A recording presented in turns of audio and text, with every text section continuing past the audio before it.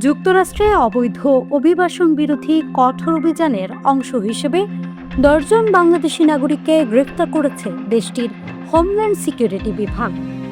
গুরুতর বিভিন্ন অপরাধে জড়িত থাকার অভিযোগে তাদের সবচেয়ে ভয়ঙ্কর অপরাধী হিসেবে চিহ্নিত করা হয়েছে। এদিকে অভিযুক্ত ব্যক্তিদের পরিচয় প্রকাশ করেছে যুক্তরাষ্ট্রের DHS।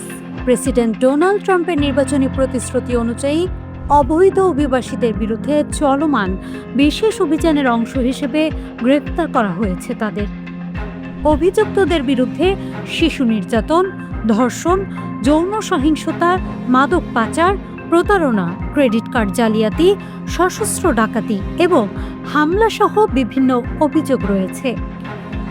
গ্রেপ্তার হওয়া বাংলাদেশিরা হলেন কাজী আবু সাঈদ, শাহেদ হাসান, মোহাম্মদ আহমেদ, মোহাম্মদ হোসেন, মাহতাবউদ্দিন আহমেদ, নওয়াজ খান, শাহরিয়ার আবির, আলমগীর চৌধুরী, ইশতিয়াক রাফি ও কনক পারভেজ।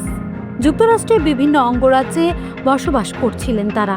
DHS জানিয়েছে তাদের সংস্থা ইমিগ্রেশন অ্যান্ড কাস্টম এনফোর্সমেন্ট গত 1 বছরে প্রায় 4 লাখ অবৈধ অভিবাসীকে গ্রেপ্তার করেছে। এর মধ্যে 56,000 ব্যক্তি গুরুতর অপরাধে দোষী সাব্যস্ত।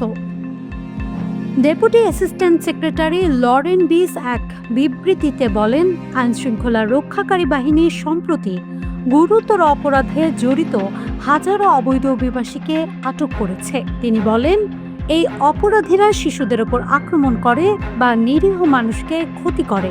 তারা যুক্তরাষ্ট্রে থাকার সুযোগ পাওয়ার যোগ্য নয়, কারণ তারা সমাজের জন্য বড় হুমকি।